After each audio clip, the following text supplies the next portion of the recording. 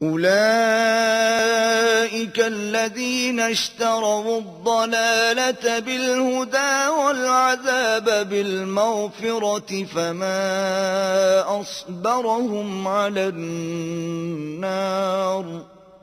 یہ وہ لوگ ہیں جنہوں نے ہدایت چھوڑ کر گمراہی اور بخشش چھوڑ کر عذاب خرید لیا. یہ آتش جہنم کی کیسی برداشت کرنے والے ہیں. ذلك بأن الله نزل الكتاب بالحق وإن الذين اختلفوا في الكتاب لفي شقاق بعيد. یہ اس لیے کہ اللہ نے کتاب سچائی کے ساتھ نازل فرمائی اور جن لوگوں نے اس کتاب میں اختلاف کیا وہ ضد میں آ کر